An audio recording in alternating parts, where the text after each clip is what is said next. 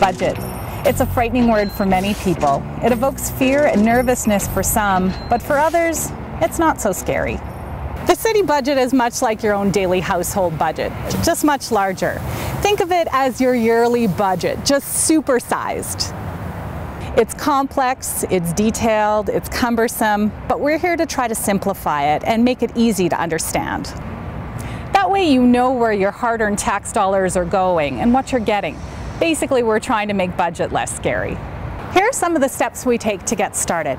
We started with establishing the vision of our organization, which is innovative thinking, inspired results, vibrant community. Then we established the strategic plan. The strategic plan is the direction set by council and guides administration.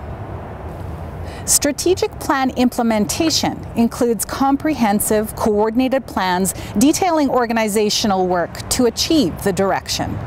The budget implements the plan on an annual basis.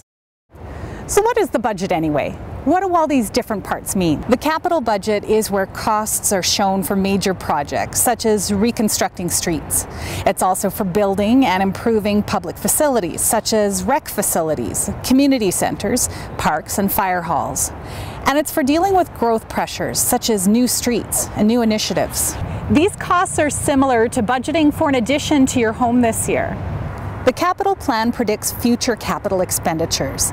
This is similar to your plan to purchase a new vehicle in 2 years or start home renovations in 3.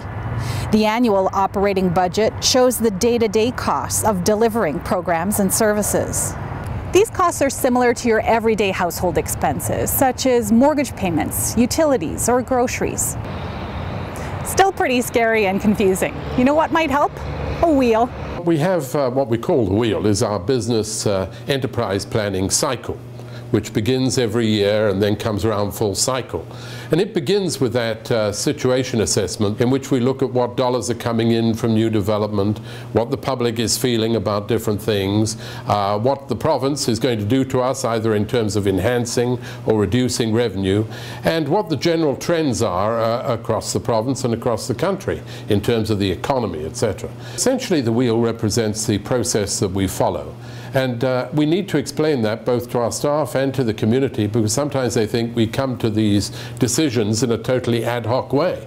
But in fact, there is a very complex process by which we take into account the feedback we've got from surveys, and particularly the Ipsos Reid, because it is the only survey we do annually which gives us the pulse of the community as a whole in an accurate way and gives that feedback back to council and administration. I think it's important to understand that every member of council and member of the administration are trying to do their best for the community. And members of the community are going to look at this differently. When you're growing up and bringing up a young family, then things like playgrounds and all these type of facilities are important. When you're older or have certain disabilities and you need certain things, then something like our action bus becomes paramount. So balancing the needs of the different age groups and the different sectors of the population, because we're in so many businesses, that's a real challenge. Because each one of those has needs that inevitably are going to some degree be unmet. Craig really said it best. It's a never-ending process, and that's a good thing. Just like you and your household budget, you have to continue to plan for the future so you're prepared, sustainable, and ready for what's coming your way. That helps you sleep at night, and us too. So what does this all mean to you? I mean, it's great to know what the city does to get the budget right, but where do you come in? So property taxes are something you're probably all familiar with. The taxes that we do collect don't all stay here in Red Deer. The City of Red Deer also has to collect property taxes on behalf of Alberta Education and the Piper Creek Foundation to pay for education spending and affordable seniors housing. So for example, in 2013, the City of Red Deer collected $39 million on behalf of the province for education spending. The tax dollars that we do collect in Red Deer are quickly put to work for you. Think of it as a pie. The city has many businesses, all needing a piece of the pie. Some need bigger pieces, some need smaller pieces, and some don't need any pie at all. But it all has to be carefully measured, weighed, and served to the right departments in order to serve you, our resident Red Deerians. They go towards things like emergency services, RCMP members, Many recreation, parks, and culture opportunities, such as programs, services, and facilities, you and your families use. It goes toward maintaining our streets and water systems. It goes towards maintaining our electrical system, street lights, and traffic lights.